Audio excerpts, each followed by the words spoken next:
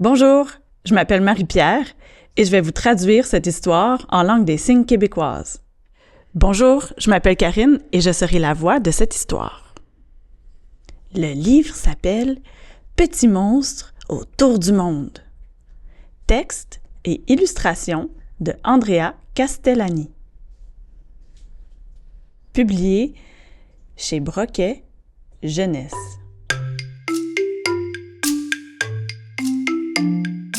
Petit monstre fait le tour du monde. Quel désordre! Mais où sommes-nous? On dirait une caverne, ce lit. C'est celui d'un petit monstre plein de curiosité. Tu le vois? Il joue aux jeux vidéo, sa passion. Il aime aussi les livres, les petits trains et les cartes de géographie. Petit monstre ne veut jamais aller se coucher. Chaque soir, il ouvre son atlas et observe les continents. Avec leurs déserts, leurs montagnes, la Terre est vraiment immense. Sa maman a donc décidé de l'emmener faire un beau voyage. Puisque Petit monstre ne dort pas, autant s'amuser ensemble pendant ce temps-là. Les pyramides d'Égypte. Qu'est-ce qu'il y a comme sable? Pour jouer, c'est génial. Et ces constructions pointues? Pour faire rebondir un ballon, ça doit être idéal. Maman n'a aucun mal à soulever ces pyramides. Pourtant, on a mis beaucoup de temps à les construire, il y a de cela très longtemps. Et il a fallu un tas de gens pour déplacer ces pierres et les poser les unes sur les autres avec une grande précision, afin de former des édifices aussi hauts. Le mont Everest. Petit monstre glisse sur les flancs de la plus haute montagne du monde. Cette neige bien blanche est dite pérenne, car il fait si froid ici qu'elle ne fond jamais.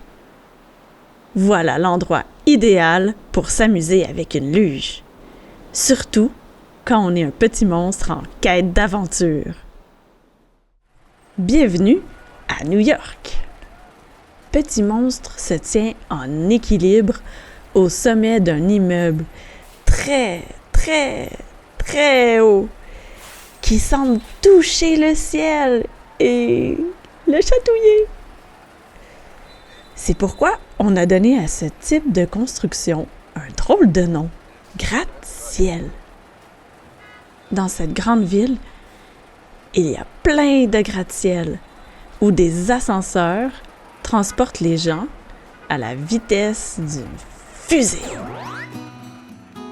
Une vallée monumentale. Quand le soleil se couche à Monument Valley, toutes les nuances du rouge, de l'orange et du rose se mélangent pour offrir un magnifique spectacle. Dans ce lieu désertique, il y a des formations rocheuses appelées messas. Des sortes d'énormes tables qui ont l'air idéales pour un pique-nique monstrueux. La forêt amazonienne. Attention où tu mets les pattes, mon petit! Ici, la végétation est si dense que marcher est un sacré défi. Cette forêt incroyable abrite de très nombreuses espèces de plantes et d'animaux. Et ça, on dirait un grand serpent? Qu'est-ce que c'est? C'est l'Amazone, le plus long fleuve du monde. Le mont Fuji.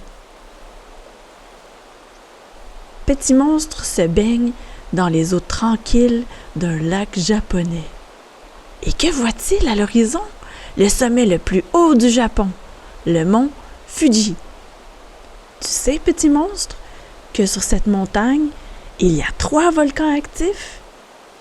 Ça signifie qu'ils peuvent entrer en éruption à tout moment. Promenade sur la Grande Muraille. Petit Monstre marche sur un petit muret. Enfin, petit pour lui. Pour les hommes, c'est la grande muraille de Chine. C'est l'œuvre la plus gigantesque que l'homme ait jamais construite. Elle est très longue et il a fallu des années pour la bâtir. Si tu voulais la parcourir en entier, il te faudrait des mois et des mois. Petit Monstre, lui, n'a qu'à s'outiller pour y parvenir. Parmi les glaciers et les manchots. Voici Petit Monstre et sa maman dans l'Antarctique, près du pôle Sud. Et ça, c'est quoi? Une île de glace flottante? Exactement! Ça s'appelle un iceberg et c'est un énorme bloc de glace qui flotte dans la mer. Là, en revanche, voici un groupe de manchots. Le manchot empereur est l'une des espèces d'animaux qu'on rencontre par ici. Ils ont l'air sympathiques, tu ne trouves pas? En Australie. Qu'est-ce que tu sautes bien, Petit Monstre! Ça a l'air super amusant de jouer avec les kangourous. Tu sais que ces merveilleux animaux ne vivent qu'ici, en Australie? Ils peuvent sauter très haut et se déplacer rapidement. On les appelle marsupiaux car les femelles portent leurs petits dans une poche située sur le ventre. À Rome. Non, Petit Monstre, ce n'est pas une baignoire.